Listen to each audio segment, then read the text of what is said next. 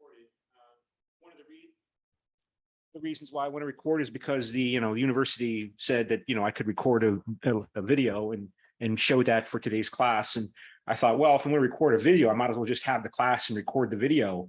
And if for some reason somebody's not able to attend, they can watch the link of the recorded video on YouTube. I'll make it available on the Cyber Campus site.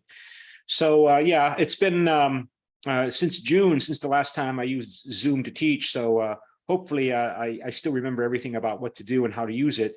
I think maybe the first thing we should do is also go to Cyber Campus and show the smart attendance. And let's go to do that, because otherwise I'll forget.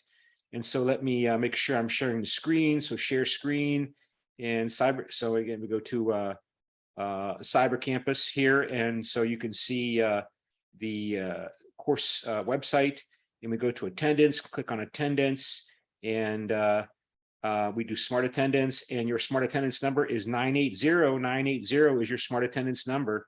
And so let me go back to Zoom, and 980 is your, oh, not that one, that's that one. So we went 980. So let me go back to move my computer around here, and maybe just stop screen, stop share, 980, and go to chat and put 980 is the smart attendance number here. And in case, okay, and just put that in the chat, and there you go. Okay, so that's the smart attendance number.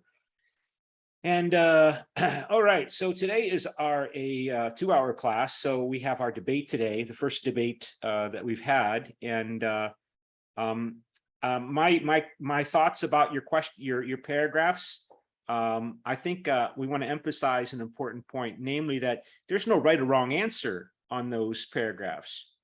When you write your paragraphs, you share your ideas with me, the reader, and then you try to provide evidence to support those ideas, to try to persuade me that your idea is a valid one, is a good one, is a correct one, by using information from the course reading from chapter 1 of the introduction of the textbook at today's reading. So, there's no right or wrong answer on those debate topics. So let me go to the debate topic again, and let me see, open that up and go to a debate topic. And make sure, again, we're sharing the screen. So I go to share screen, and there you see share screen. And there you see the debate topic is to international students, supranationalism is the most compelling account of recent developments in the European Union. And, as I mentioned in my comments on your paragraphs, one of our objectives in this class is to help you learn how to write in an academic style, right?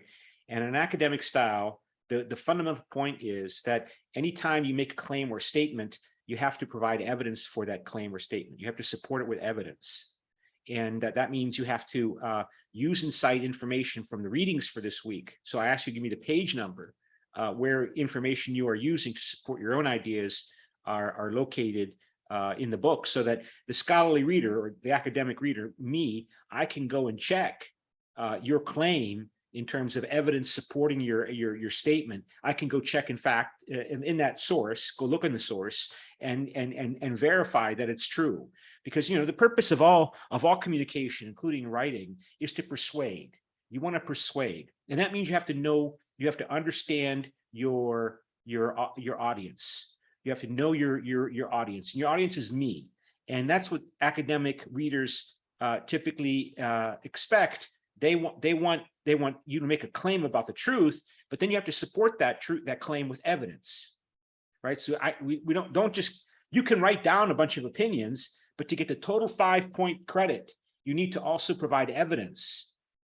Okay, you'll get some credit for writing something. It's just a matter of, if you want the total 5 points, you should provide evidence from the book and give the page number where that information is located. So let's look at an example of a student's essay. I have it open here. I think so. We go here and go to. I have to find it here. Just a second while I'm trying to find where I put that. Where did I put that? Just a second. I have to try to find that. Okay, so here's an example of a student essay. So make sure that I'm sharing the screen. So go to share screen. That's not what I want. Cancel. Okay. Go here. Stop share. Go to this screen. And there you see, this is an example of one of the students. I took the name off the student's paragraph because I don't want to, embarrass. But here's an example of what of a student's paragraph, right? So this student writes, to international students, the most compelling account of recent developments in the European Union is supranationalism. You don't really need to say, in my opinion, because that's wasted space, right? You don't really need to say that. You don't really say to write, in my opinion, so you can cross that out. And let's see, why the markup options? Why is it not? Yeah, I have to fix that, the markup options, but why is it strange? Yeah, because usually it makes a X, it makes a bar through that. But let me see, maybe if I can. Well, anyway, you don't really need to say, in my opinion. All right. So it's impossible to understand remarkable achievement. You don't need to say it's in my opinion, because I don't want to read your opinion. I want to read your claim about what is true. I want to read a claim of something being true. And then you prove it to me. So you don't need to say, in my opinion, because an opinion means it's not a fact. It's not a truth claim. It's just your opinion. And opinions can be wrong. I don't want to read opinions. In academic reading, academic writing, we don't write opinions. We write what we claim is the truth. And then we try to persuade the reader that what we're writing is the truth by providing evidence in the form of using information from other scholarly sources like your course textbook to support your claim as evidence. Because that information that's published in scholarly sources like the textbook, that's considered that's considered scientific knowledge. And so if you can use the information from the course textbook, like in the chapter 1 notes that I gave you, then you're able to try to persuade your reader that what you're stating is true. So you just say, it is impossible to understand remarkable achievement that the European Union has made recently without the word integration. And the background of high-level integration, the European Union has grown in economic, political areas. There is supranationalism, which places more responsibility on obligation on countries. So in other words, this student is claiming, this writer is claiming that the European Union is more than just a bunch of countries collaborating and cooperating with each other. It's more than just an alliance, a bunch of countries that are cooperating with each other. That there is a true transnational, supranational orientation and interest that the European Union leadership is promoting and encouraging and responding to. Yeah, sure, the European Union started way back in the late 1940s, early 1950s with the European Coal and Steel Community. And that was an agreement among 6 countries, right? Belgium, France, Netherlands, Luxembourg, Germany, West Germany, Italy. And but they really wanted to encourage supranationalism. And they focused on the economic interests by making more money, by avoiding or by circumventing or emphasizing, I should say, supranationalism and circumventing economic sovereignty, national sovereignty of the 6 original members of the European Coal and Steel Community. That they really wanted to encourage this supranationalism by exploiting the economic profits that could come from it by having more efficient and less wasteful competition among the coal and steel industries in these countries. I mean, business people, they like free trade. Business people, they like making as much money as they can. And nationalism typically, for many of these business people, gets in the way of making money because it puts barriers to trade. I mean, so many, for example, what's going on in Russia today over Ukraine, so much of the Russian business class is fleeing Russia because they were making so much money through trade and business with the European Union countries and the rest of the world, including the United States. And now this war in Ukraine and the hostility between the European Union and the United States and Russia is really interfering with their ability to make money. So there you see these profit motive, these profit interests, these economic interests being punished, being sacrificed because of nationalism. But the European Union, yeah, we know, again, it started with an agreement among 6 countries. So intergovernmental agreement among the 6 countries, that started off the European Union, but it was aiming to encourage supranational, nationalist incentives to encourage more development of more broader European outlook orientation by business people, by European workers, by European farmers, by European intellectuals, by European students. I mean, all the different areas where integration is happening. So the writer goes on here. European Court of Justice, which is under the European Union, makes member state countries accept the decisions. Yeah, I mean, and of course, you have these institutions like the European Court of Justice and the European Parliament, and European Commission, and the European Council, but particularly the Council of Ministers. They all have a strong interest in promoting supranationalism because they exist to encourage supranationalism, right? The European Commission, the European Parliament, the European Court of Justice, they want to encourage their own power and their own influence. And their own power and influence means giving more power and influence to the European Union, including its institutions, the European Parliament, the European Court of Justice, the European Central Bank, we haven't mentioned that, the European Commission, the Council of the European Union, right? All of those institutions involve, they have their own political interests and drives, and they are trying to encourage the member states to give more power and influence to them, because that's, let's face it, that's human nature. Everybody wants more. Generally speaking, people want more power and influence. So if your whole career is in the European Commission, if your whole career is in the European Parliament, you're going to love supranationalism, probably, or you're going to be supportive of it. Yeah, so like I said, that's why these kinds of debate questions, they're debate questions, but there's no right or wrong answer to them. It's just the purpose of them is just to get us thinking. And this debate topic, this is taken from the book. I mean, it's taken from the discussion questions at the end of each chapter. There's like 4 or 5 discussion questions. So they're for discussion, right? They're for discussion. So don't be afraid to write down your own ideas, because there's no right or wrong answer on these. It's just for purposes of discussion and thinking and debating, right? So, and of course, this writer goes on, the European Union also received a Nobel Prize by integrating and contributing to peace in the world. Yeah, I mean, that was the claim. Of course, this was in 2012, but of course, then in 2014, we have the war breaking out in Ukraine with Russian intervention in response to the European Union encouraging the overthrow of the pro-Russian government there. Not just the European Union, the United States also. All of these progresses that the European Union has made can be accounted for on the concept of supranationalism. As said in the textbook, unlike other international organizations, the European Union is mixed with 2 different types of governance arrangements, which are intergovernmentalism and supranationalism. So they both work. Obviously, this is the theme throughout the book, right? That there's this intergovernmental drive to cooperate that's critically important. But this intergovernmentalism also is aiming to encourage supranationalism,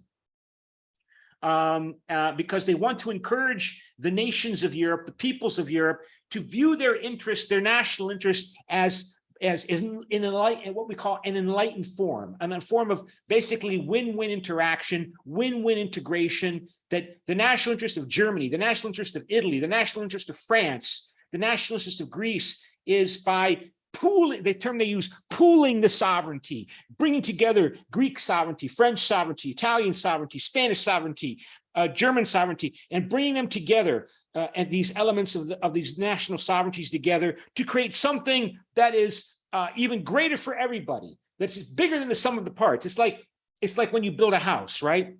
When you build a building, each of the member states of the European Union is a brick, is part of the brick of the construction of that building.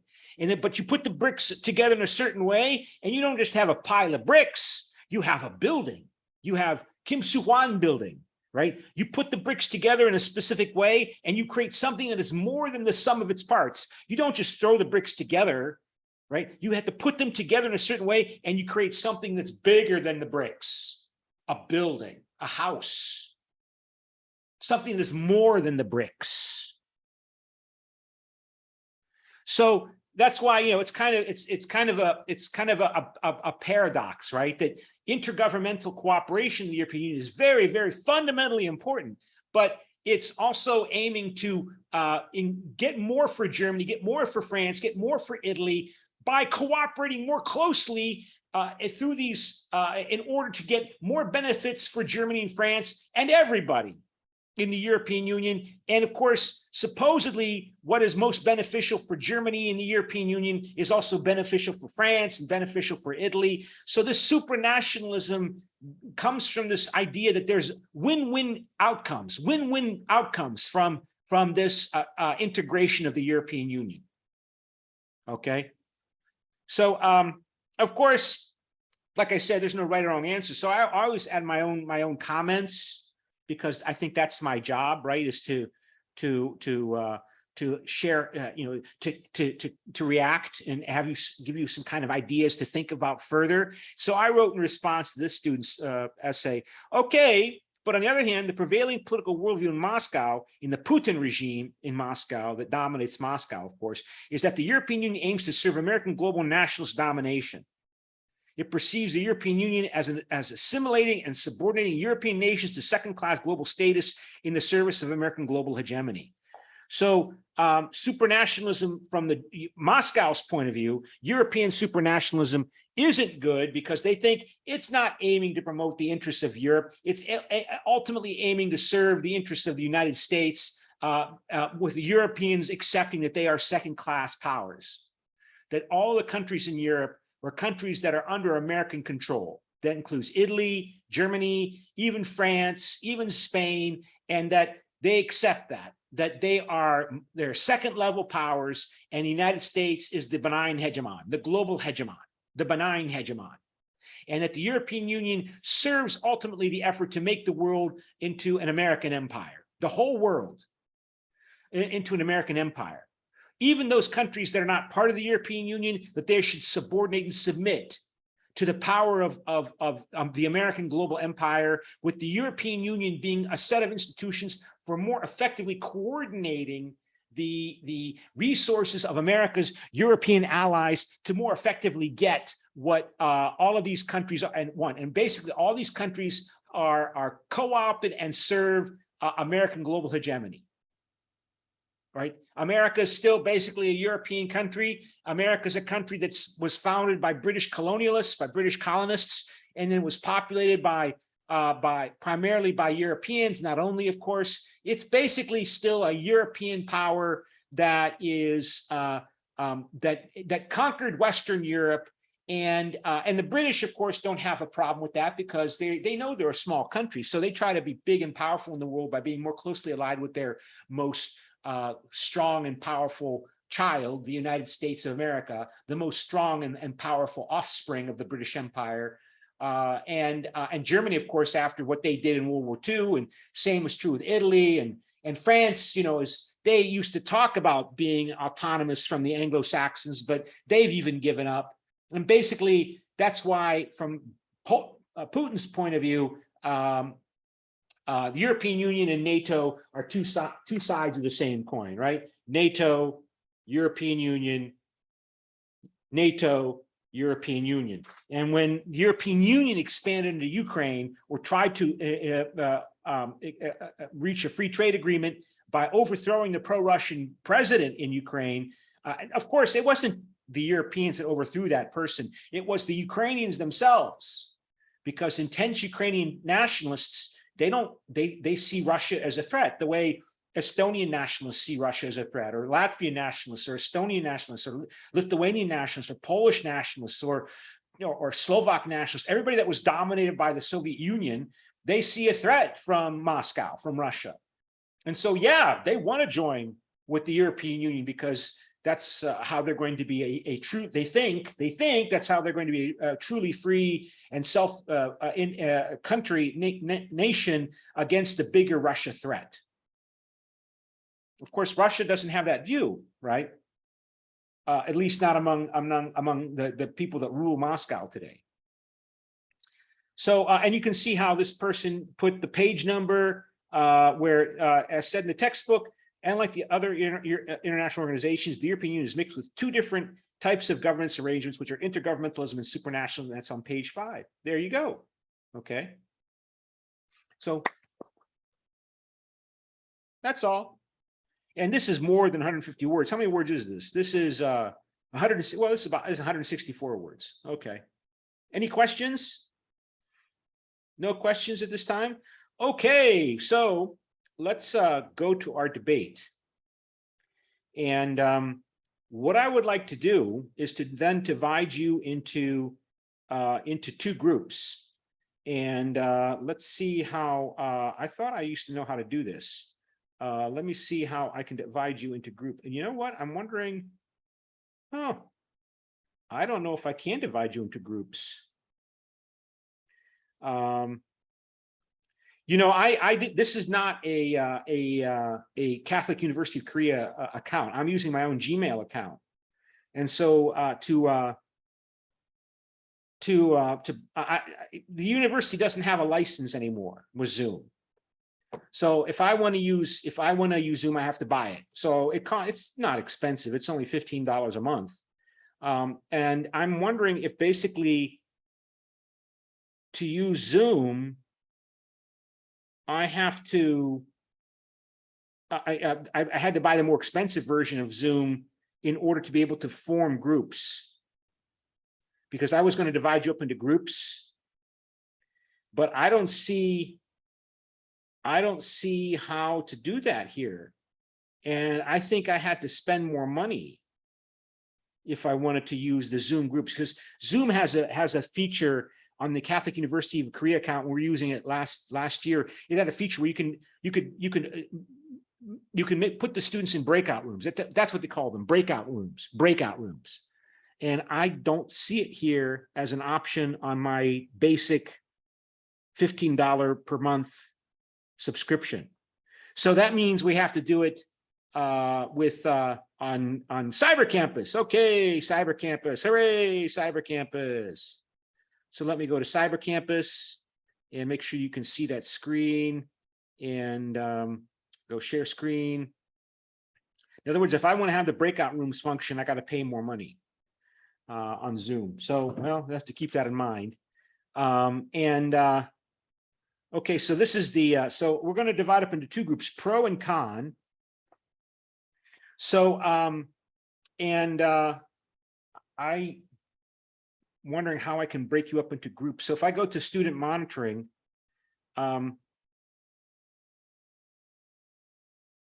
okay, let's do it like this. I've never done it this way before. So let's do it like this. Okay, so I would like you to vote right now on whether or not you are pro or con on the debate topic. And this is basically to get you into your group. So please vote pro or con according to the paragraph that you submitted to me, right? So when you wrote your paragraph and sent to me, you took a pro or con position, right? So would you go ahead and please take a pro or con position, because there's no right or wrong answer. I just want to get us organized into pro and con groups, because now once we get organized, I want us then to debate each other over the internet, over the computer. So first I want to divide you up into 2 groups. So pro and con. So pro and con, please vote on your, and you can change your mind later. But for right now, please divide into pro and con. And so far we got 4 people in pro and 1 person in con, 5 people in pro. What about the other, nobody else is con? Okay, so we have Cho Chun-suk and Huang Yan are con. Anybody else in con? And of course, it's just a matter of giving you an opportunity to read your paragraph. Okay, so so you can see the screen. So you can see Yi Chun-ho, Kim Ho-chong, Yoon Ne-rae, Rami Manal, and Decroy Blandine Marie Anne. are in pro. Anybody else going to vote? Okay, well, maybe people will join later. And then I'm going to ask you to vote again later as to your position. And so let's start off the debate, and I'm going to flip a coin to find out who's going to speak first for pro, and then who's going to speak first for con. And on the debate topic, to international students, supranationalism is the most compelling account of recent developments in the European Union. Then what I will try to do is I will go back and allow you to change your votes if you want to anonymously. If you want to change your vote, I will, but right now, make sure everybody who's voted, who has voted, and okay, so who's going to speak first for pro? So heads on my American quarter, it's Yi Chun Ho, Kim Ho Chong, and Yunare. Yunare. Okay, so let me go ahead and flip the coin. And it's tails. So Rami Manal or Blondine. So heads, it's Rami. And it's heads. So Rami, were you able to come up with some ideas or thoughts regarding and Rami says she can't talk. She sent me a chat function. She can't talk. Blondine, can you please read or make your pro statement as to why you think that supranationalism is the more useful than intergovernmentalism in trying to explain this thing we call the European Union? Blondine?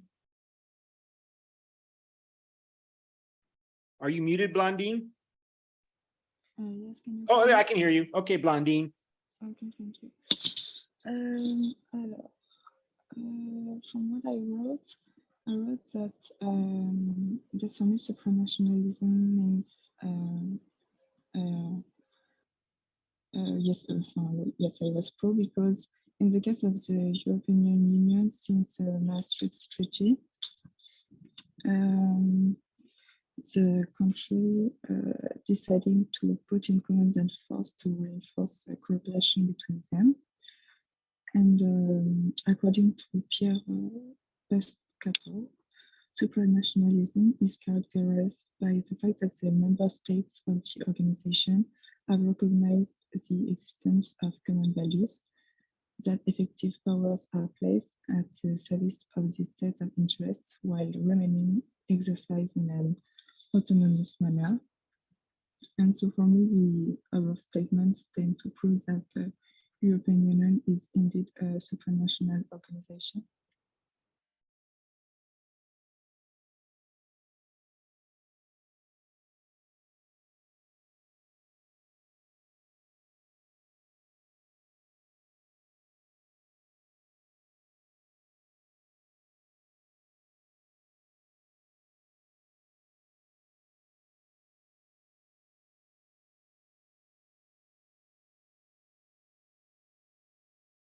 Fuck. I shouldn't. Oh, gotta watch my language. I muted it. I'm sorry. Please don't be shy about turning on your cameras when you're speaking, because it makes it maybe a little bit easier for us to be able to hear you if we can see your mouth move and to understand you, and also maybe makes people feel more comfortable.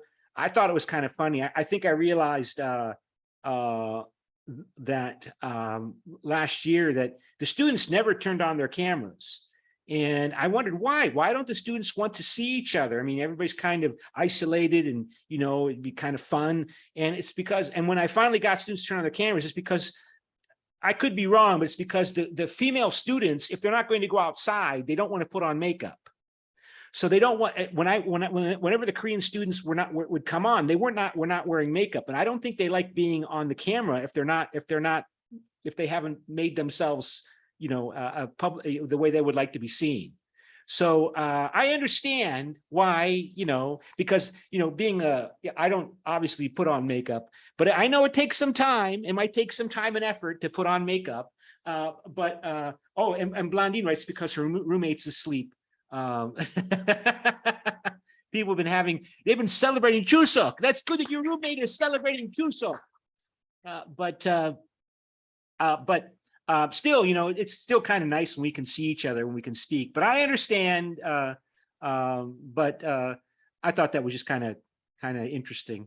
The students don't want to turn on the cameras because they haven't put on their makeup. So, okay, well, okay, Blondine, let me ask you a question then. Well, Blondine, if supranationalism is so important, how do you explain Brexit? Here you see the power of nationalism overriding 47 years of integration of the United Kingdom with the European Union since 1973. All of that economic integration, all of that supranationalism being incentivized and being institutionalized, right? And when the British become hostile, angry, they vote to leave, and they leave the European Union. Does the Brexit example of the United Kingdom leaving the European Union show that the intergovernmental commitment of the member states, and that means national commitment, is, and I almost said nationalism, let's say liberal nationalism. This is a topic I like to talk a lot about, you know, nationalism, but like liberal nationalism, national commitment, that's truly, that does Brexit show that that's the European Union really is still just basically a bunch of allies, and the European Union institutions, all they do basically is make it easier for these allied countries to communicate and cooperate and coordinate with each other for more efficiency, for ease, so they can pursue what they want, what Germany wants, what France wants, what Italy wants. It's still just a sophisticated intergovernmental alliance. How do you respond, Blondine?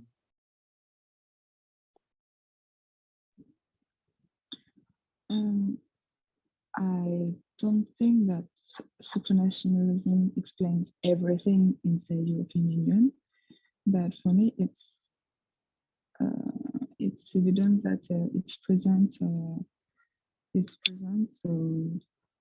but I don't know if supranationalism always excludes nationalism sometimes. I don't know. Yeah, like I said, there's no right or wrong answer, right? It's more like a dialectical relationship, right? The intergovernmentalism, European intergovernmentalism supports supranationalism, and then supranationalism generates situations and crises that require more intergovernmental commitment to make the supranationalism work, and then reinforces the supranationalism. And the example I have in mind is the euro and the euro crisis, right? When the Eurozone started in 1999, Greece joined, I think, in 2000 or a year or two later, and then, but they didn't really have fully developed institutions to make the Eurozone and the euro, the European economic and monetary union system, work really effectively. And this wasn't a surprise. I remember when I was in Bulgaria, right after the Eurozone was launched, and we had these guest professors come from Britain and other countries talk about the problems with the Eurozone. They talked about how you don't have a fiscal union in the European Union. Currency areas need a monetary policy, like the way the United States has a central bank of the Federal Reserve, or Britain has its own central bank. But you also need a government that can tax and redistribute money from the rich to the poor in order to make sure that the poor countries don't become, or the poor regions don't become poorer and poorer as a consequence of economic integration in one economic and monetary union. And the claim was that the Europeans didn't have a fiscal union. I mean, the European Union budget's only about 150, well, before the pandemic, because everything changed since the pandemic, right? Before the pandemic, the European Union budget was 150 billion euros. That's it. That's nothing. The US government's budget, the federal government of the US government, their federal budget is something like what? $4 or $5 trillion. So 4 or 5,000 billion dollars. Not 150 billion, 4,000 billion. And the concern was that if a poor country like Greece enters the Eurozone, unless you have some kind of fiscal policy transferring money from rich Germany and Scandinavia to poor countries like Greece, Greece is going to become even poorer, because the Greek infrastructure can't compete. Greece economy can't compete within a single economic, within this economic and monetary union, within one monetary region, because it's backward. And it just becomes even more backward because they don't have the resources to compete, to deal with economic adjustments. This is why you need a central government that can tax and redistribute money from rich to poor places within any country, like the United States or Canada, or Australia, or within the member states of the European Union, within France or Germany. I mean, when you think about, rich, prosperous Paris, right? Paris is the center of France, and it makes lots of money. And then the French people pay lots of money in taxes, and you see a transfer of money from rich Paris to poor Normandy, for example, to the poor regions of France through various ways, through infrastructure projects, but also through pensions, through unemployment insurance, through medical programs, many different programs that show a net transfer of money from rich Paris to the poor regions of France to soften the market, because that's a term used later in the book, soften the economic consequences, market softening policies to make it easier for all of the French to live together in one country, politically and economically and politically. And you don't have that in the European Union. And then in 2008, 2009, Greece has this economic sovereign debt crisis. They are not able to pay their debts. And this was a big crisis for the European Union, and all of the weaknesses, like how are you going to transfer money to the Greeks? How are you going to transfer money in the European Union from rich Germany and rich Sweden and Finland and these other Netherlands to the poor Greece? Because these are still member states. And therefore, the people within these countries tend to be nationalistic. So I remember hearing, 12, 13 years ago, Germans saying, we're going to take money from Germany and give it to these lazy, corrupt Greeks who don't work, who don't pay their taxes, who retire when they're 55, don't pay their taxes. What? Are you crazy? But they found a way to do it in different kinds of ways, involving loans from the IMF and the European Central Bank and different ways, so that there was basically Greece was given $350 billion in loans and credits to help it maintain its financial system, to keep it within the Eurozone and within the European Union. This country of 10 million people, it's the size, it's not even half the size of Seoul. Got 350 billion euros. So people were saying, yeah, they don't have a fiscal union in the European Union, but they're basically coming up with something new that's like a fiscal union. And you say, well, Greece didn't just get this money. They wasn't just given this money from Germany, because it was mostly coming from Germans. But the repayment terms, like Greece, in some of these loans, Greece doesn't have to pay them back for like 75 years, 75 years, at the end of this century. And that's so far in the future, you might have just as well admit that you're just giving the money to Greece. If you're saying, well, here's 100 billion euros, so you can pay it back in 75 years. And people are saying, oh, this is starting to look like some kind of new improved new Euro fiscal union. And then with the pandemic, and now the invasion of Ukraine by Russia 6 months ago, now we're seeing even more of this movement of the European Union, and particularly the Eurozone, to becoming a de facto fiscal union, fiscal union.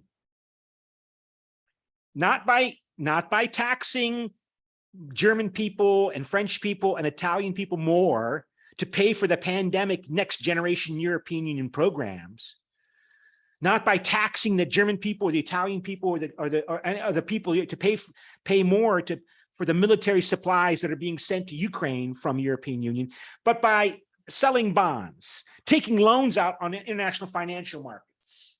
That was supposed to be one time for the pandemic. We talked about this in class, right? There was supposed to be one time that the European Union is going to borrow 750 billion euros. One off, one time. And then Russia invades Ukraine, and voila, it's now going to be repeated. for this to happen, this further development of supranationalism with more and more supranational power given to the European Central Bank and to the European Commission to be able to sell bonds and pay off those bonds on international financial markets.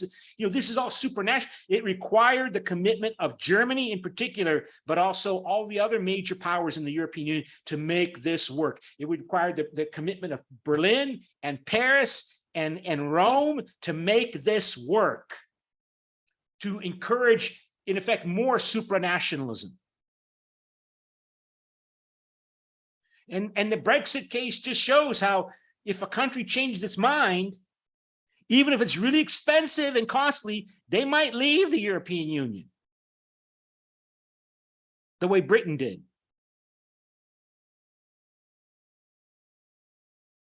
Okay, so let's go back to the oh, make sure I'm sharing the screen. What's this more?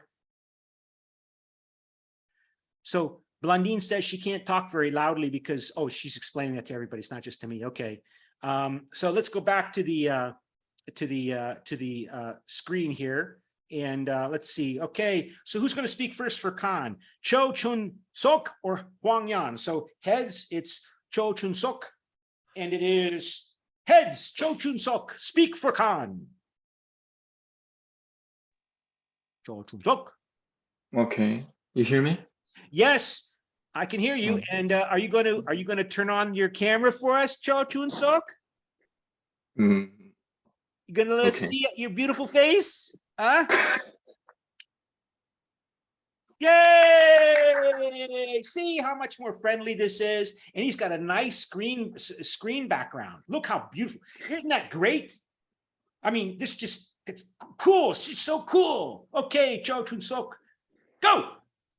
Okay, I don't think supranationalism is the most compelling kind of recent develops in the EU, and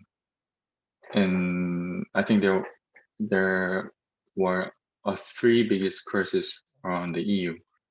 The first one is, as you just mentioned, there was a European economic crisis, including the Greek financial crisis, and which is caused by monetary integration of the Eurozone. And, there was refugee crisis, and more importantly, the UK is leaving European Union. So, but, EU is not well through this crisis. So that was my statement for the comments. I got to remember to unmute. I always have to remember to unmute. That's the focus of constructivism. Constructivism is one of these general theoretical frameworks. The fancy term we use to describe these general theoretical frameworks like liberalism and realism and constructivism is paradigm.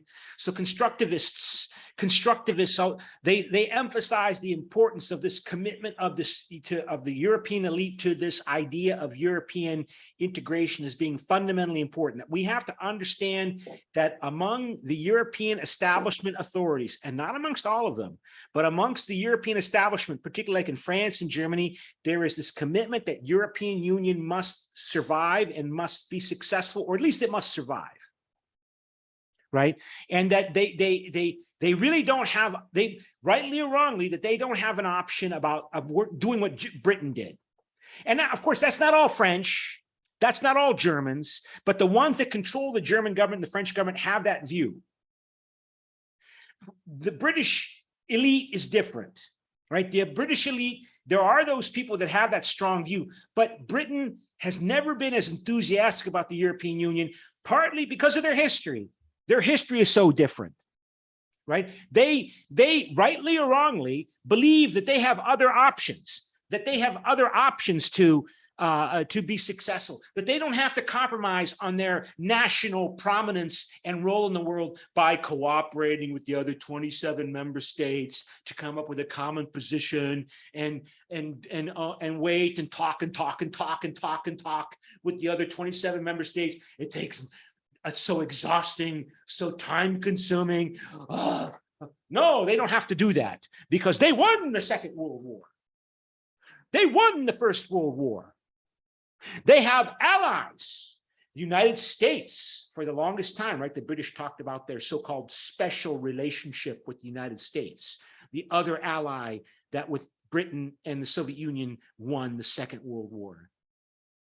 And that the legacy of the British Empire, of course, you all know Queen Elizabeth II died, right, yesterday. So there's been a lot of talk in the media about the British Empire and the loss of the British Empire and the transformation of the British Empire into so-called the Commonwealth countries. And there's that belief, right, that Britain can rely upon its ties and connections to the old British Empire, including the United States, Australia, Canada, India, Pakistan, but particularly India. They have other options that doesn't make them require them to submit to having to always look for agreement along with the other 27 members of the European Union. They don't need that. And they don't even want to be like, because they feel like they're culturally closer to the Americans. Not to the French, not to the Germans, not to the Italians. So this is what constructivists focus on, right? And again, like I said earlier, one of the reasons why I like teaching is because I have to think through my own ideas. So I've gotten some insights about constructivism and its commitment to supranationalism and its commitment to this idea or this belief that that European Union has to be successful. That even if I don't even like the term successful. I mean, I think the Germans, many people in Germany and elsewhere know that the European Union has got its problems.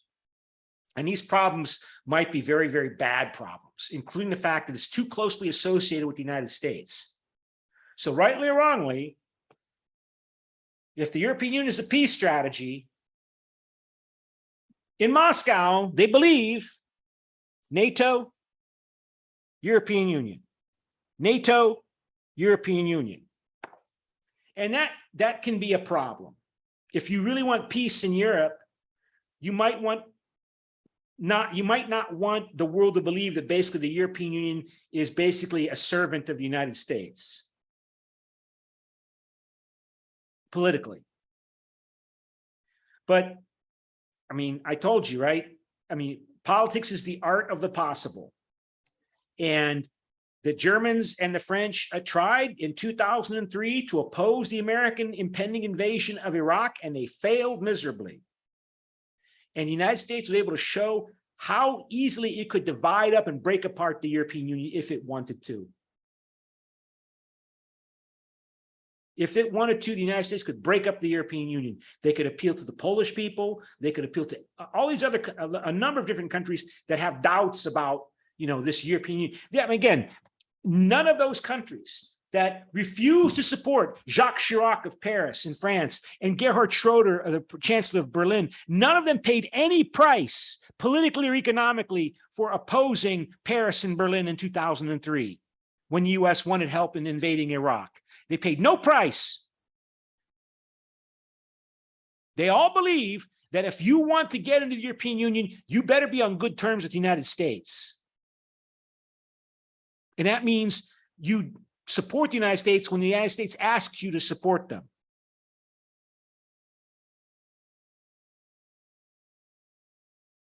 You say, well, yeah, okay, maybe the European Union is really, it's not wonderful. Yeah, it's not, okay, it's not, but it is what it is, to use a popular American expression last few years. It is what it is. And, we do what we can. This is what we have to work with. And we're not going to give it all up because Moscow doesn't like it. We're not going to give it all up because Putin resents it. We're not going to give it all up because Putin and Moscow fear it. We need the United States to provide leadership. That's just the way it is. Do you think the Polish government believes that the European Union protects Poland from Russia? No, it's NATO. And that means the United States protects Poland from Russia. Not European Union, not Germany, certainly not Germany. after what the Germans did to them. It's the United States. And because the United States is there, through NATO, the Germans and the Polish and the French can get along with each other, more or less, because the United States is there. So the United States must stay there. Now I'm talking like a neo-realist or a structural realist, right? Which is a topic for the American foreign policy class. Okay. All right. So that's just the way it is. It is what it is.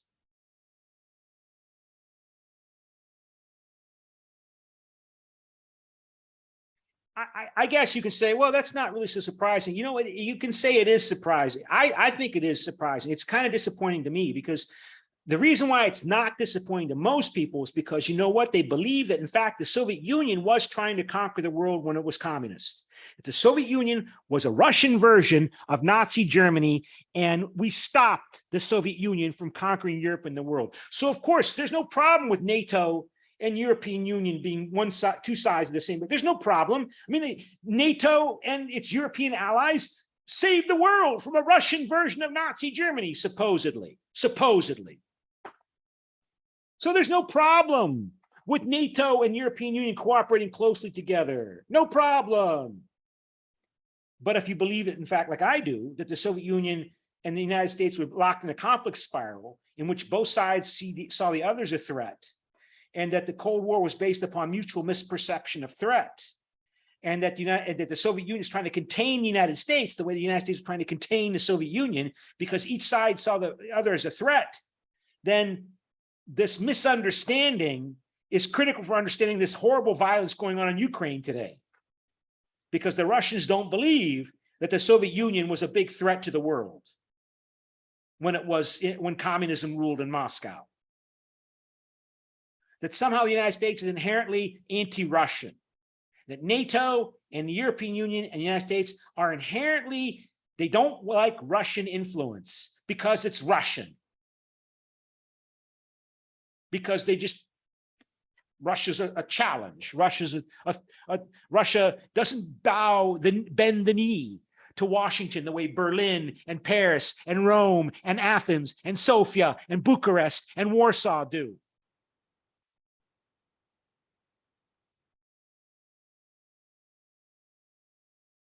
Okay, let's go back to the share screen, and who's going to speak next? So Lee Chun-ho, Kim is heads, Kim Ho-chung and Yu Na-rae are tails. So, and it is heads. So Lee Chun-ho, what is your pro statement, Lee Chun-ho? Should I have to turn on the camera? Well, I mean, it'd be nice, you know, that way we feel more comfortable because we can see each other. We can say, hi, see me, see. Okay.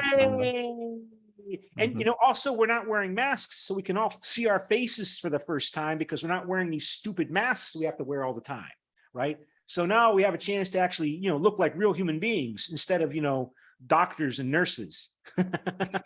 So, okay, Lee Chun-ho, go ahead and make your pro statement.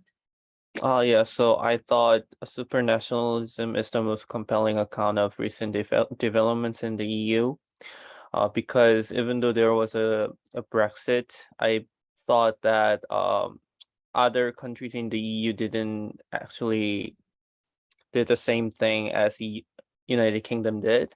For example, French didn't talk about Brexit, but they, in conclusion, they didn't do it, and they are leading the EU with Germany while pursuing development at the same time.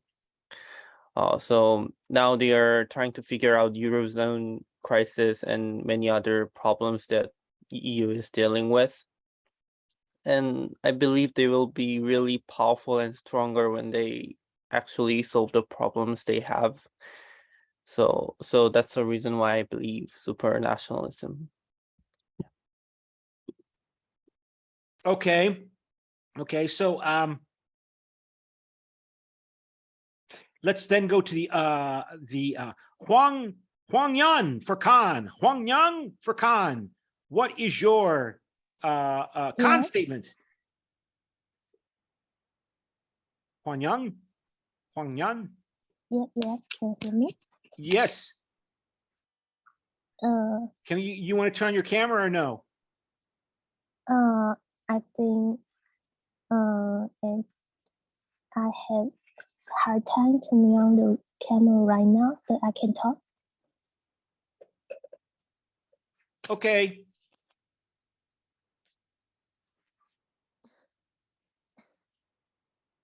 Okay, go ahead.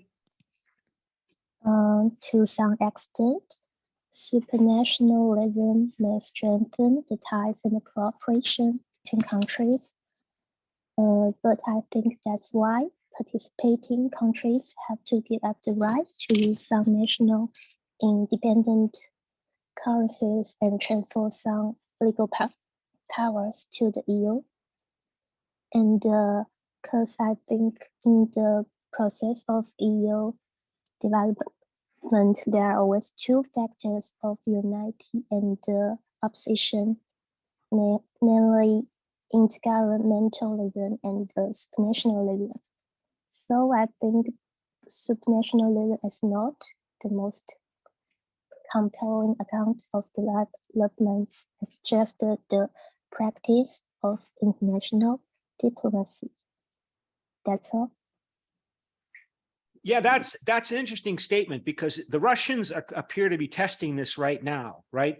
That basically the Russians government, the government in Russia is expecting that with the high economic costs of the oil and gas embargo on the European Union because of the European Union economic sanctions on Russia for invading Ukraine, that the spiraling high costs in the European countries of particularly over the shortage of gas and oil, because the Russians are responding to the sanctions, the punishment on Russia by reducing or stopping their sale of fossil fuels, coal, oil, and gas, or reducing that sale to Europeans, that this will cause such economic hardship and anger within the countries in the European Union that the public opinion in places like Bulgaria or Czech Republic or Slovakia will become angrier and angrier and angrier at the pro-European Union government of the Czech Republic, and the pro-European government of Bulgaria, and the pro-European Union government of Germany, and demand that they establish better relations with Russia in order to be able to buy Russian oil and gas, because the price of oil and gas is going up tremendously high now in Europe. I mean, the prices that people are paying for electricity, and then winter is coming when heating will be an issue. I mean, it's been tremendously high prices. And that the Russian government seems to hope or assume, perhaps wrongly, perhaps rightly, that this will break up the unified position of the European Union to put sanctions on Russia. That this will break up the European Union's unified position in putting economic punishments and other kinds of punishments on Russia for invading Ukraine. And that is basically an intergovernmental statement that basically that this supranationalism will collapse or will break apart, will break down sooner or later, as the British people. Britain's not in the European Union, of course, but the Czech people, the Prague people, the Slovak people, I should say, the Bulgarian people are going to be furious about they're already poor, and now they have to pay tremendously high costs for electricity and gas to heat their homes in the coming winter, that the government will either break away from this supranational unity of the European Union as the European Union to put sanctions on Russia. And it will just show that, again, the European Union is founded upon intergovernmental agreement among the countries to cooperate. And if they don't want to cooperate, they won't cooperate. And you will see that the European Union is basically an alliance among the countries, and supranationalism is, again, it's just the supranational institutions, the European Parliament, the European Commission, the European Central Bank, the Council of the European Union, and the others. These are all basically just instruments or tools to make it easier for the member states of the European Union to talk to each other and negotiate. That's all it is. That's all they do. But, you know, if they don't want to cooperate, they won't. And so we'll have a test. Again, I think the Russians might be overestimating their power capabilities. I mean, that's a danger we see among nation states and nationalism. Nationalists, they tend to see the outside international political environment from their state in terms of threats and opportunities to their nation. Nationalists tend to stereotype those perceived sources of threats and opportunity. And thirdly, nationalists tend to overestimate their relative power capabilities. So Russia might be, because Russia is really entering an intensely nationalistic phase. When I read the English language media report translations of Russian media, these people, this is scary. This is really troublesome. I mean, it's going into this manial Russian celebration of Russian identity. But that's another topic. So let me go back to pro. And so we had Yi Chun-ho and Blandine speak. So Kim Ho-chung or Yoon Nare. So Kim Ho-chung is heads and it is tails. So Yoon Nare, what is your statement, pro statement on the debate topic? Yoon Nare? Yes. I think the most compelling account of recent development in the EU is supranationalism, because in the EU there are some problems, but the EU, I think the object of EU is pursuing supranationalism. And even though there was Brexit and other crises, I think the EU is still going on to supranationalism. Okay, I gotta remember to unmute. Okay, all right. So back to Khan. Khan, Blandine, do you have a response to Yoon Nare's statement? A comment? Not Blandine, sorry. Cho Chun-sok. Cho Chun-sok, do you have a response or comment in response to Yoon Nare's statement?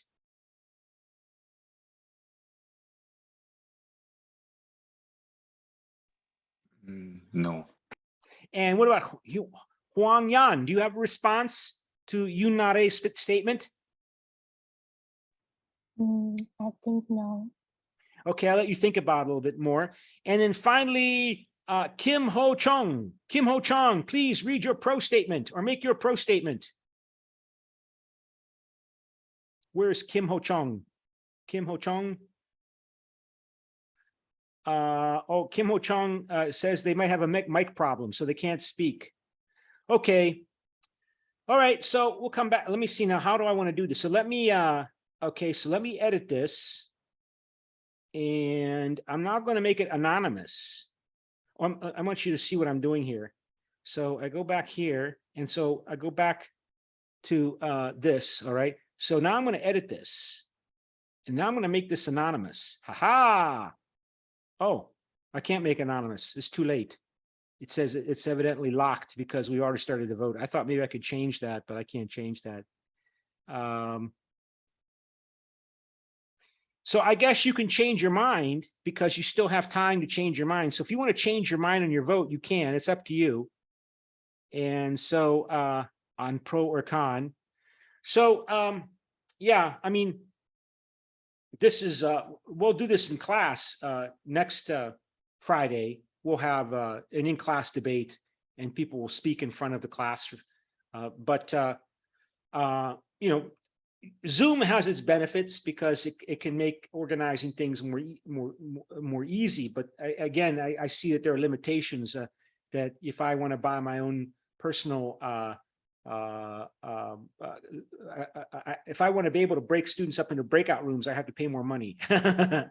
Okay, so let me go back and open up the notes, because we should go through the notes briefly here. And I think I already opened the notes. Let me find the notes here. I can just close this and go to the notes here. And so go again, make sure I go to Zoom here and go to share screen and go to notes. So here are the notes. Okay, so there are the notes, right? So they state that understanding the European Union is not easy, but it's well worth the effort. They talk about how it impacts everybody, including people who are living far beyond its borders. And that's a good point, maybe to highlight something I saw in the media yesterday about how let me see if I can find this, make the name here, just to show you something I came across. I thought I had it here. Oh, there was some report about how I guess maybe I misplaced it. There was a statement about how the European Union has intervened to stop a merger between two genetic engineering companies. And I thought I had that information here, and I just don't see it. Maybe if I open recent. Let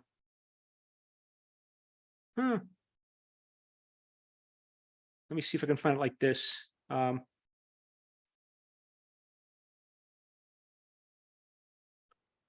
thought I had that thing, but just to show you that there was some statement about how the European Union is stopping the two companies from merging in a merger and acquisition, even though they have no business or operations in the European Union, two American companies from merging, because they think that those two companies would dominate the emerging biotech market, and that this would therefore be a threat or a problem, that those companies, if they merge, they're not going to be able to do any more business in the European Union if they want to do European Union business in the future. And again, that's a big issue because of is this it? No, this is the wrong one. Sorry, I'm on the wrong. I can't find. I thought I downloaded it. I see too many things, but basically, again, it was an illustration of how the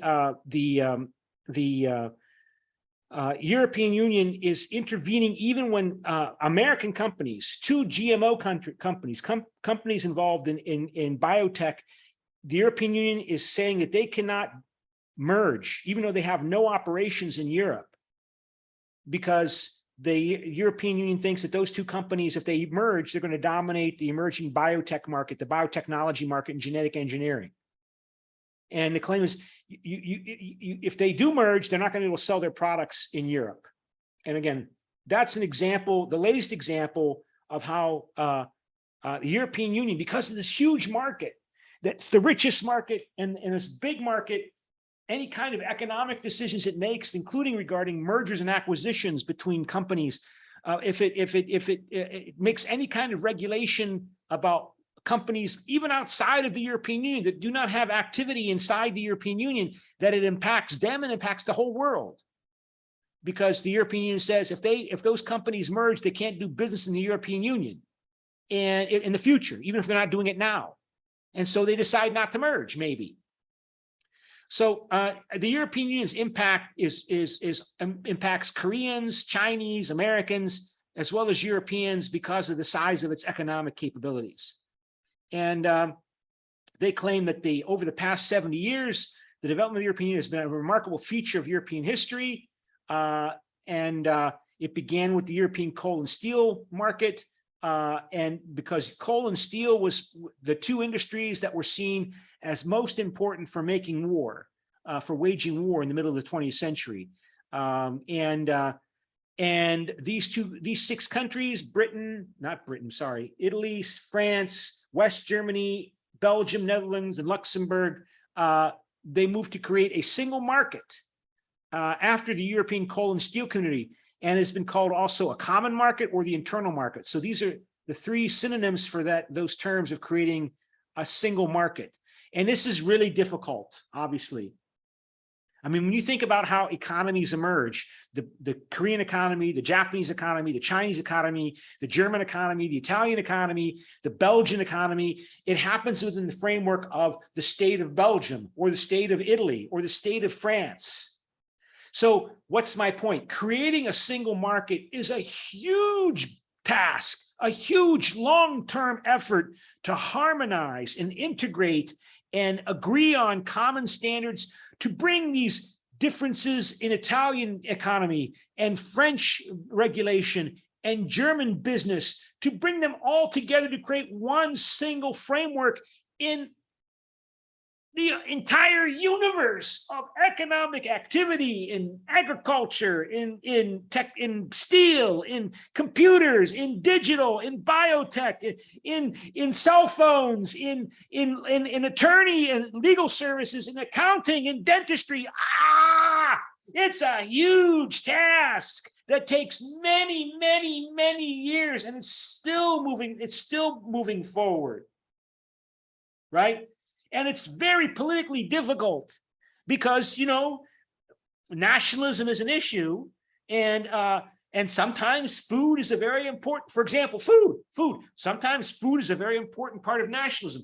Koreans know that. No, they are so proud of their kimchi, right? Kimchi is the Korean food, right? The Korean food, kimchi. It's a great food. It's symbolically very important, right? And so the Korean mass media becomes alarmed when they see reports about how China is claiming that it makes kimchi. Oh, that's not real kimchi. The Europeans are like that too, right? So even though the European Union focuses on creating a single economic internal market and encouraging the natural pursuit of more and more profit and money to encourage the creating the single market, because, you know, companies like to have less obstacles to doing more business across borders. That means one set of rules in the internal market. Still, it still confronts nationalism. I mean, you know, even more so than maybe kimchi in Korea. Beer in Germany, right? Beer is what it means to drink. Beer is what it means to be a German, particularly a German man, right? And the European Union has to come up with one set of standards for determining what is beer. If you're going to have a single market for beer, you know, there's got to be one set of regulations to determine how you define beer. And the European Union has done that, and that was through the European Court of Justice. It's a famous court case that you know, the Germans had an old law, 500-year-old law that said, according to us in Germany, beer may only be made out of water, yeast, malt, and hops. Those four ingredients. All right. You can't use rice. You can't use corn. Like the Americans, they make cheap beer using other kinds of products, grain products, because it's cheaper, and it has a different taste, like rice. Like there's a lot of American beer that uses rice, and the Germans said, well, you can't call that beer. You want to sell it in Germany, you can't call it beer because that's not beer according to European Union law. No, that's not beer according to ancient German law. Sorry, not European Union law. And then the European Union intervened and said the Germans have to let Italian beer manufacturers, beer brewers, sell what Italians call beer in Germany as beer. As labeled beer, even though the German law, the ancient German law, says that's not beer. So if something is called beer in Italy, you have to let the Italian company sell it in Germany, calling it beer.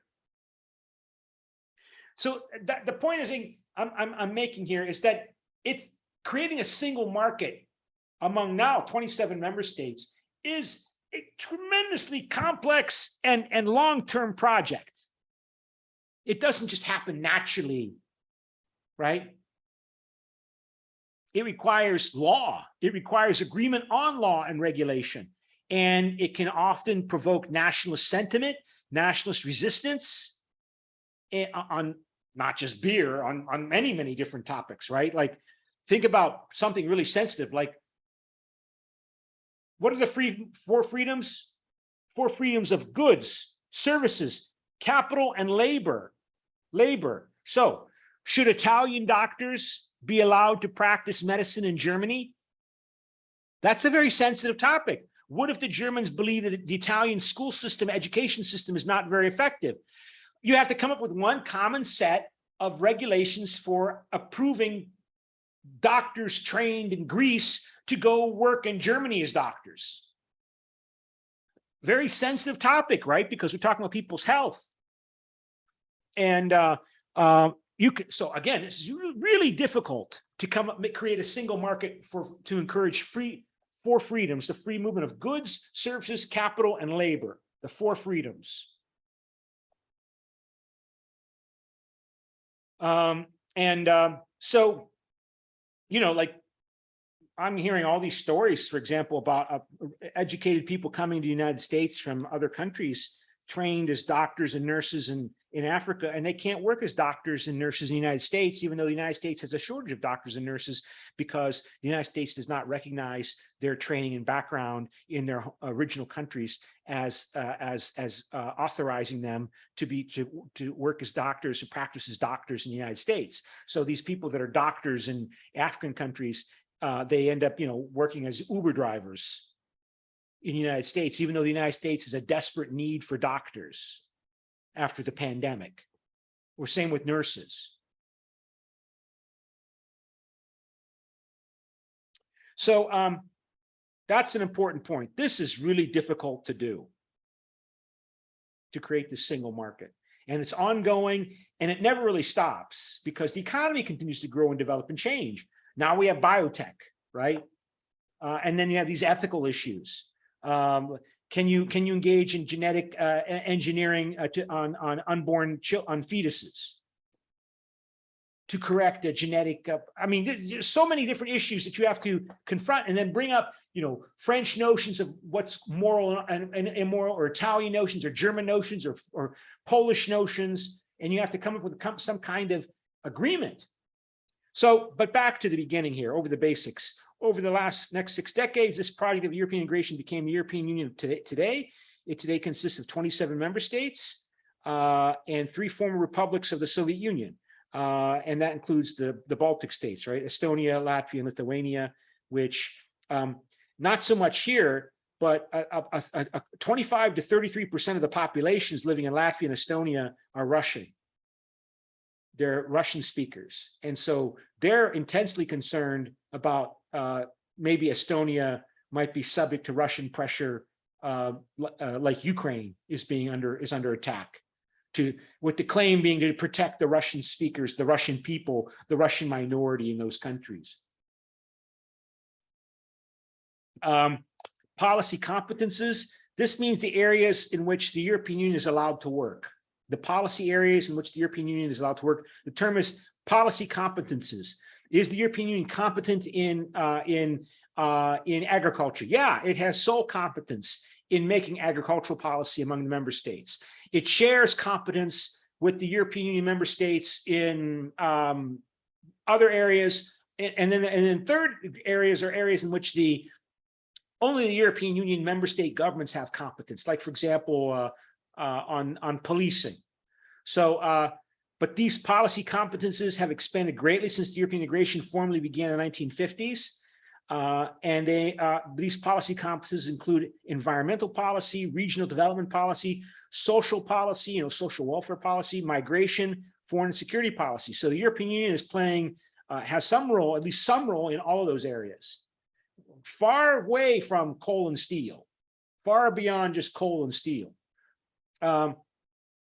And in fact, 19 of the 27 member states have even given up their own independent national currencies, right? That's a major move, because money is a major symbol for a number of reasons, including the fact that money is a major symbol of national identity.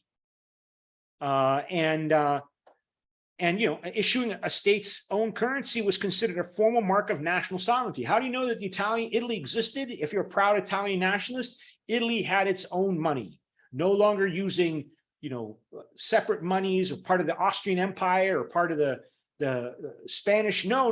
We have our own money, the Italian lira, and they gave that up. And they have adopted the euro as a common currency, and Croatia is set to join the Eurozone on January 1st next year. So it'll become the 20th European Union member state to adopt the euro, Croatia, a small country, 4.5 million people, giving up their own money. I think the Croatian money is called the kuna. And, it's only been, it's been 30 years, only 30 years since Croatia became formally independent from the old Yugoslavia, only 30 years. And so they had their own money, the kuna. Now they're giving up the kuna. Well, they're willing to do that, even though, 30 years, I was a full-grown adult when that happened, right? When the war in Yugoslavia and the violence. I mean, Croatia paid a high price, that little country, in breaking away from Yugoslavia, and money and in casualties. I think I saw one estimate that 20,000 casualties, people died in Croatia fighting the Serbs in the breakup of Yugoslavia. There's only 4.5 million of them, 20,000. And this all happened like in a brief period, like in a space of several months. I think I read one estimate, like this little country of 4.5 billion, 4.5 million people, like they suffered $80 billion worth of damage from the war. And so 30 years later, they're giving up their kuna to adopt the euro. And of course, I'm sure if you go to Croatia or you go to any of these countries in the former Yugoslavia, they all take the euro anyway. I mean, you can pay with the local money, but you can also pay with the euro. Unofficially, not officially, but most store owners and restaurants, and they will take euros. Some countries in the former Yugoslavia have officially adopted the euro, like Montenegro and Kosovo. They've adopted the euro, even though the European Union does not recognize their role. Montenegro is not part of the European Union, is not in the Eurozone, but they've adopted the euro as their money. And I think Kosovo has as well. So that means they have no voice in making monetary policy, obviously for the Eurozone, but they still want to integrate their economies with the Eurozone. So Montenegro has adopted the euro as its money. And of course, there are other countries that do that. I think like Liberia in Africa, they've adopted the American dollar as their currency, the American dollar. Okay, so the European Coal and Steel Community was signed in the Treaty of Paris in 1951 to establish the European Coal and Steel Community. So it's called the Treaty of Paris. And then in 1957, the Treaty of Rome was signed, which, where was it signed? It was signed in Rome. Hooray, Rome. To establish the expansive European Economic Community, also called the Common Market. And then in 1957, also was established the European Atomic Energy Community. Keep in mind, that's, during the 1950s, when there was big hopes about atomic energy and the nuclear technology and the atomic energy and nuclear technology that was developed and investigated, particularly during the Second World War, that the atomic energy and nuclear power, that this was as potentially as revolutionary in terms of its technological and economic impact as what biotech is today, or digital economy was 20 years ago, that this would be true for atomic energy as well, that this is the next, amazing frontier in the future economic development. And of course, it hasn't quite developed that way, although maybe it will make a comeback now that we're dealing with this global climate change crisis, and nuclear atomic energy doesn't generate greenhouse gases. There's been a lot of talk about that in various formats, that given this world crisis of climate change, human-caused climate change, that there's going to be a major commitment to the development of atomic energy, and with new kinds of technology modular nuclear reactors, not these big nuclear reactors that are the size of, all of Buchan, but smaller modular reactors that might be the size of a soccer field or 2 soccer fields. And of course, with the Russian invasion of Ukraine, this has caused fossil fuel prices, oil and gas and coal prices to go up and up and up. And so these older atomic energy plants that were built years ago in Germany and France, they're being, and the United States, they're being maintained, even though there's some concern about their safety after the Fukushima case in Japan 11 years ago.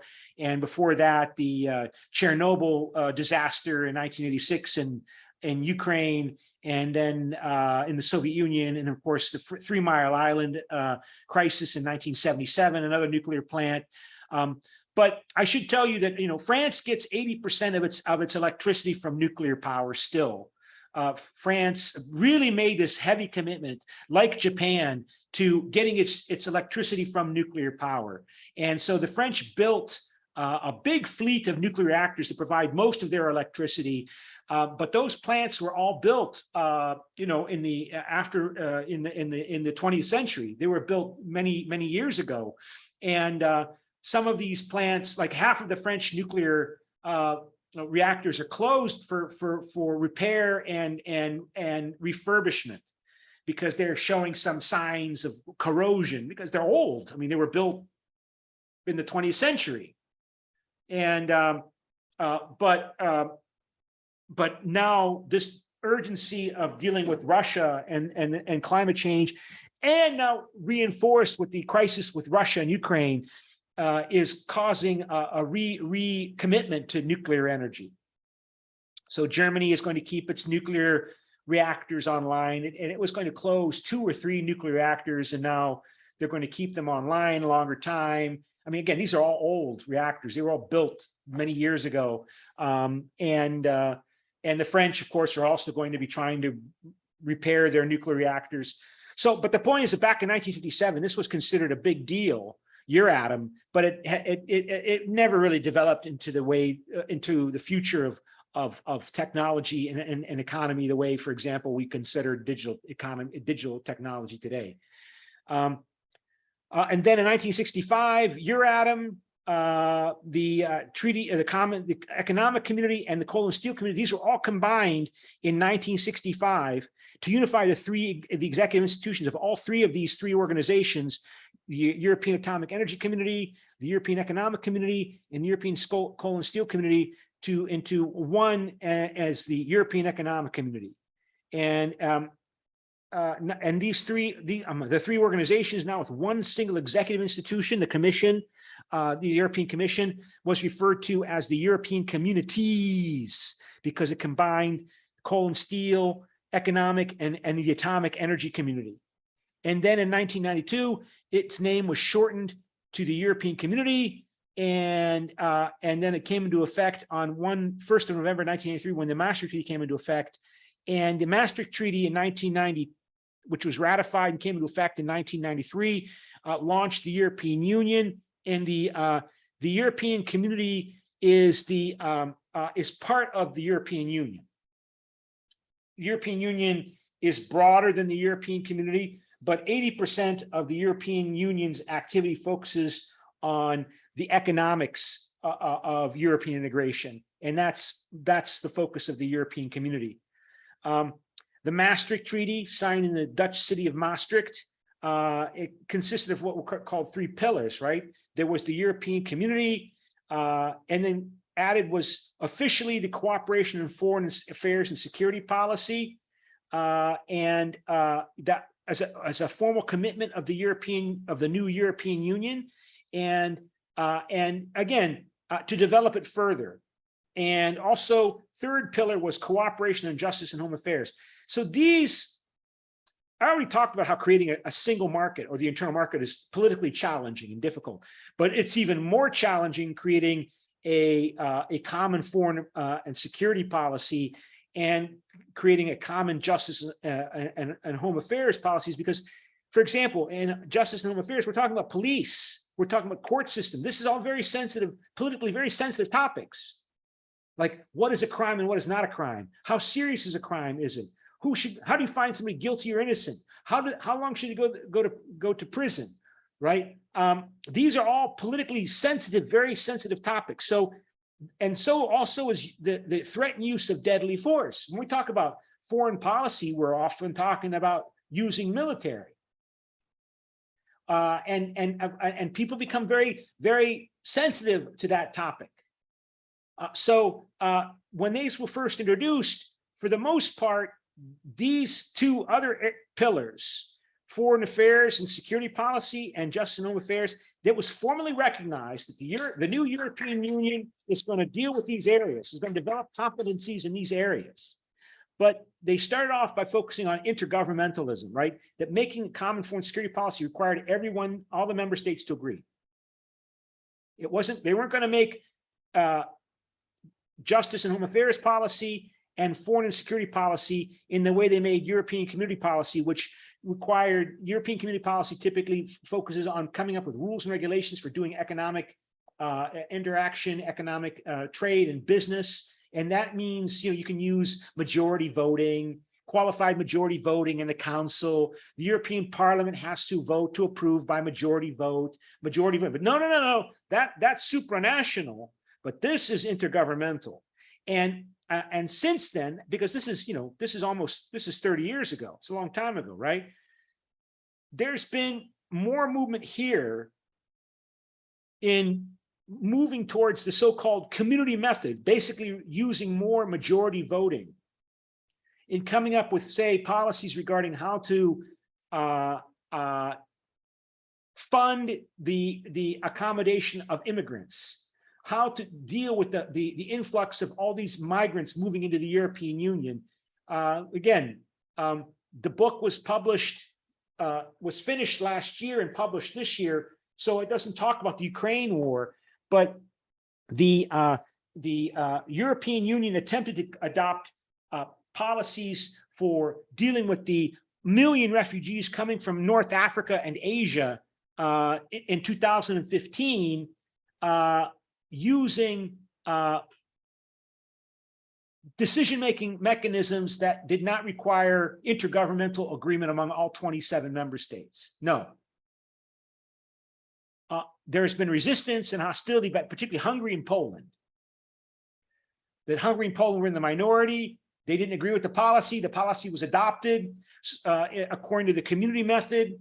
And they said, we don't care. No, we're not taking any refugees. No Muslim refugees from the Middle East. And that's been an ongoing source of dispute between Hungary and Poland and the European Union. But this area still remains primarily intergovernmental, right? If you're going to have a European Union foreign policy, then the member states at least all have to acquiesce to it. They might just not object. If they don't object, we'll just assume they agree. But basically, they have the right to disagree, in which case, if they do disagree, we don't have a common foreign security policy in the name of the European Union.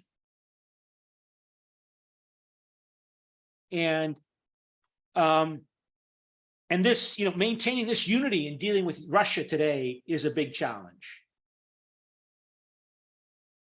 And even, in terms of putting economic sanctions on Russia, that has been using this European community method for decision making.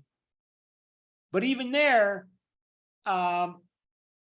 it's been very difficult because, like, Hungary doesn't want to restrict the purchase of Russian oil and gas. And they've gotten some kind of exemptions not to be subject to those restrictions on purchasing Russian oil and gas.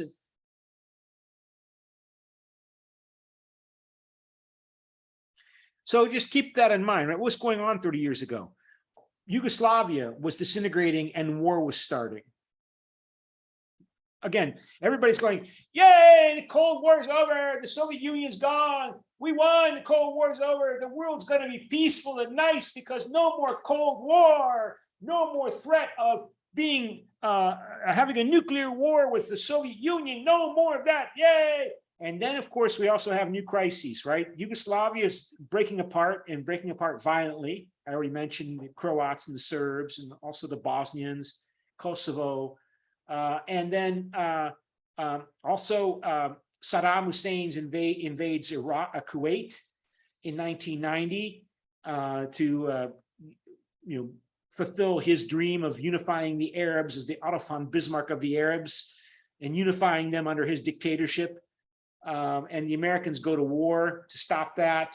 The Soviet Union is disintegrating. Gorbachev, as you know, died a couple weeks ago.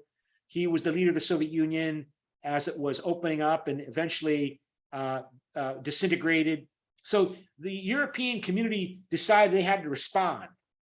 And so they responded by accelerating further the pace of integration of the European Union.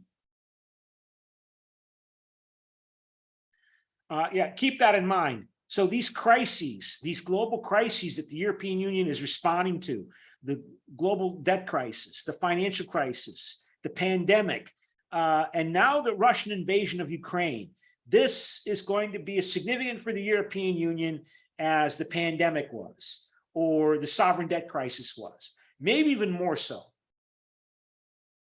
Maybe, but certainly one of the great crises to which the European Union is going to be fundamentally affected. So what is the evidence of that? Well, just to go on here, I should say the 2009 Lisbon Treaty formally merged the three pillars into a single entity called the European Union, which came into force on December 1, 2009. So we no longer talk about these three pillars: European Community, Common Foreign Security Policy, Just and Home Affairs. We don't talk about that officially, but still people use those term pillars because it's convenient, right? Today we talk about everything as part of the European Union. And but just to highlight some of these claims I'm making about how the European crisis over Ukraine is having an impact. Here's a news report that I found. Let me make sure that I'm sharing the screen. This is from the European Union website. So you can see here, European Commission disperses first tranche of the new €1 billion macro financial assistance for Ukraine. So economic and military assistance to Ukraine. This is the European Commission press release. So they issue these pretty much every day, right? It says here, this is from August, this is last month, from Brussels. The European Commission, on behalf of the European Union, has today dispersed the first half of €500 million of a new €1 billion macro financial assistance operation for Ukraine. The second tranche, the other half, will be dispersed tomorrow.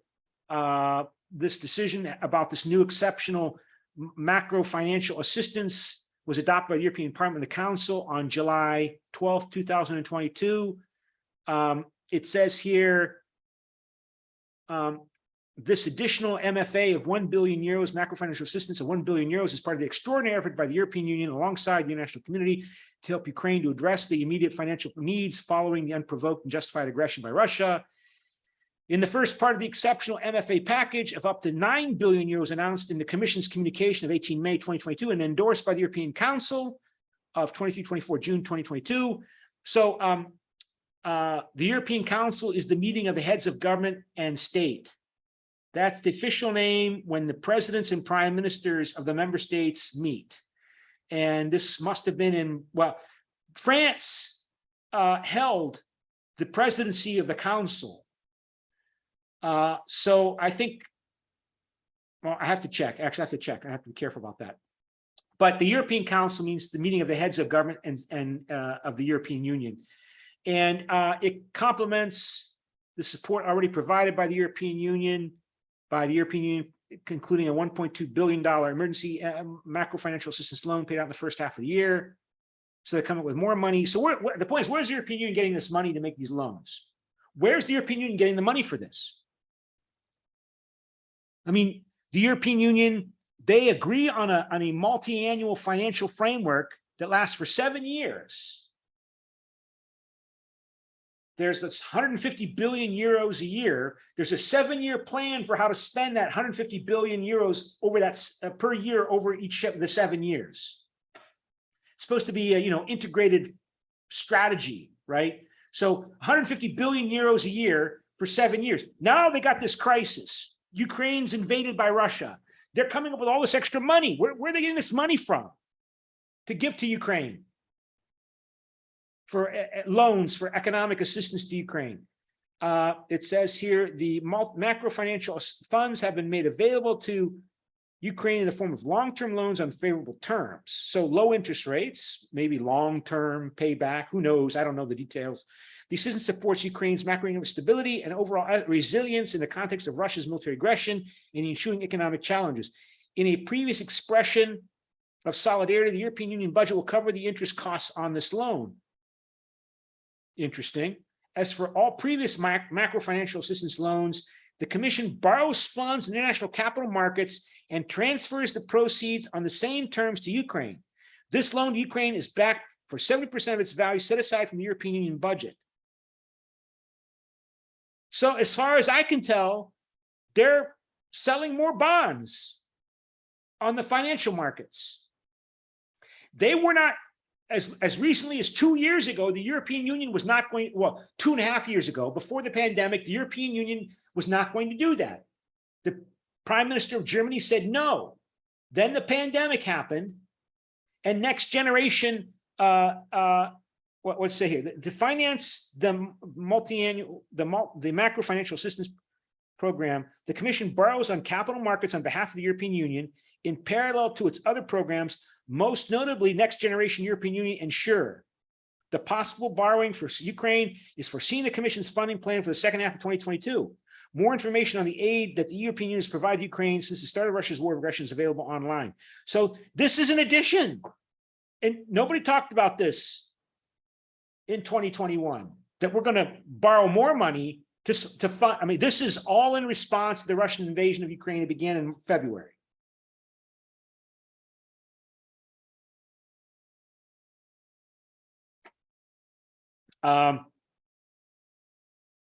Yeah, I mean, things are changing so fast. Here you see a report. Let me see, make sure that you can see this. Share the screen. So, you know, the European Union began, and it says this is from last year, 2021. Nearly a year after the European leaders decided to launch a massive jointly financed recovery program to deal with the consequences of the COVID-19 pandemic, the European Union on Tuesday finally issued the first bond of what will amount to a total of 800 billion euros, borrowing spree for the next 5 years. So this is the Next Generation European Union. And they made their first sale on international financial markets a little over a year ago. The result didn't disappoint. Demand for the 10-year, in other words, that the European Union will pay it back with interest in 10 years if you invest and buy it. Euro 20 billion bond reached 142 billion euros were sold. 142 billion euros worth of bonds were sold to investors, according to the bankers, and it was priced at a yield of 0.086%. Compare this to the minus 0.23 yield on German Bunds of the same maturity. Bunds is the term for German bonds, German government bonds. They use the term Bund. So Germany pays, it doesn't even cover the rate of inflation. I mean, the German Bunds are considered so safe and secure an investment that you really don't make any money on them because they're too safe. Everybody expects the Germans will pay them back because they're Germany. But the interest rate that they had to offer on the euro bonds was well, look, it's like 0.25%. What? It's like it's almost the same.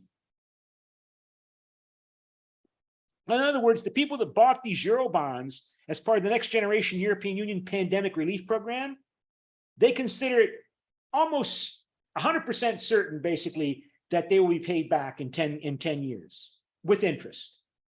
And the interest is nothing. It's this.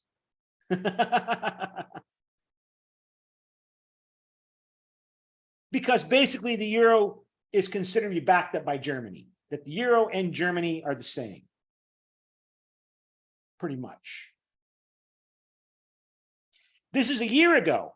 And now They're funding even more, doing this even more to fund the financial and military, economic and military aid to Ukraine. And so that's 2 years and 3 years. They're never going to stop. This looks like a fiscal union.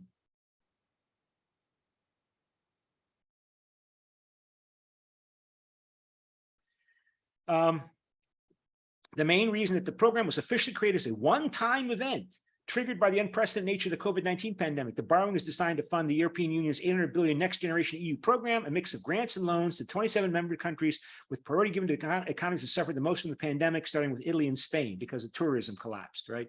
The European Commission was due to greenlight on Thursday the first disbursements under the program after having reviewed the spending plans submitted by the member states in the last 2 months. But on the borrowing side, the European Union isn't meant to tap markets for more than 800 billion in the next few years, starting with 80 billion penciled in for 2021. The bonds will be spread over different maturities, with the last one to be paid back in 2058. The instrument isn't meant to be permanent. Its market will remain small compared to the trillions exchanged on bond markets every day, and it may even lack liquidity if the bonds just end up sitting, say, in the insurance company's portfolio and held to maturity. But the precedent is here. Some European officials have already openly envisioned the possibility this form of Eurobond could become a permanent instrument. And yes, it's becoming a permanent instrument thanks to the Russian invasion of Ukraine. A key component of a real fiscal union designed to finance, for example, joint public investment programs over the longer term. That will require hard political decisions and will involve new rounds of divisive debates among governments who don't agree on the opportunity for further fiscal integration. But at least with the recovery bonds, governments can base their discussions on a real life example of how such an instrument would work. So this is from June of last year.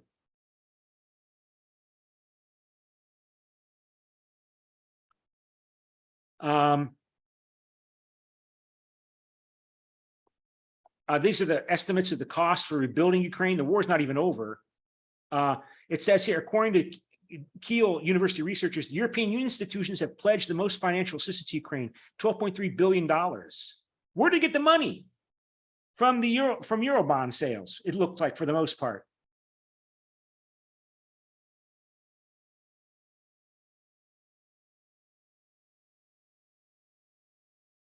And this is all just in the last 6 months. This has happened, these developments.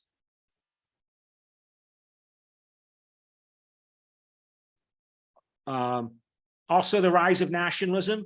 Here you see that Poland is demanding Germany pay them 1.3 trillion euros for damages from World War II. So Poland is now asking Germany to pay 1.3 trillion euros in damages for reparations from World War II. That's was just announced, this month in September. Of course, they're trying to win elections. They have elections coming up, the Law and Justice Party. Okay.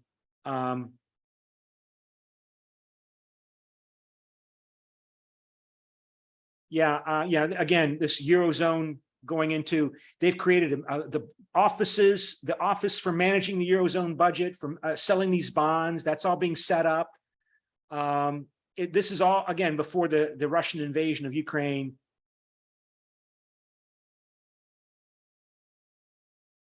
Okay, so in the time remaining, let me ask you some questions and have you vote. So share screen and back to this. So we go to vote. And so let me ask you, please respond to the following statement. Economic power, capability, influence. The European Union is about equal to the United States of America. Do you agree, strongly agree, neutral, cannot decide, disagree, strongly disagree? Please vote.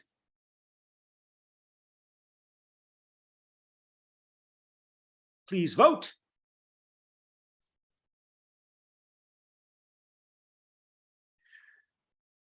In economic power, capability, influence, the European Union is about equal to the United States of America. Can you vote? There's no right or wrong answer. Just to get us thinking about these topics. Vote! Can you see it?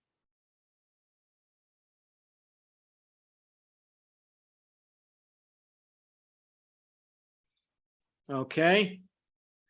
And we have to rush here. And then the next one, is the European Union a vassal of the United States, the way Putin describes it? Vote.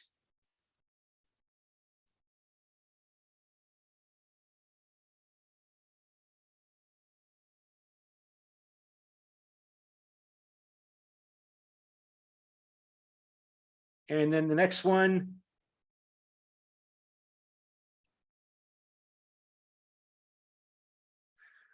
So you already voted on this one, okay. Please respond to the following statement. The claim that Germany today owes additional money to Poland for the damage from Germany's invasion and occupation of Poland in World War II is a legitimate demand. You're anonymous there. So I don't know who you are.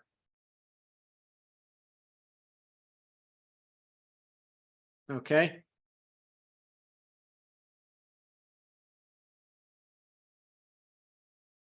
Of course, Korea claims that Japan owes them more reparations. Of course, the Germans say that they settled their reparations issue with Poland in 1953 when the communist government was in power in Poland.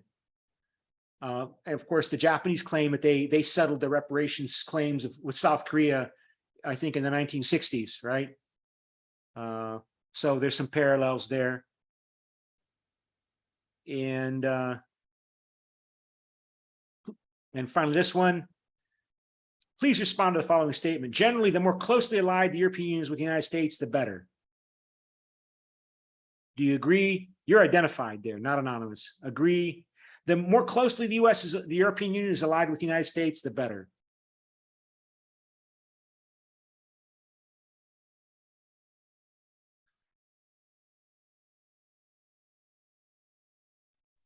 So you have until 11 o'clock to vote if you haven't yet voted on all of these. So you might want to do that, but I'm going to have to shut down the class and get ready for my American history class. Okay. Any questions?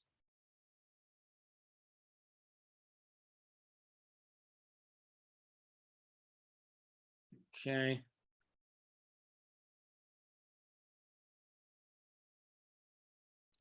And, you know, this is how we get participation credit.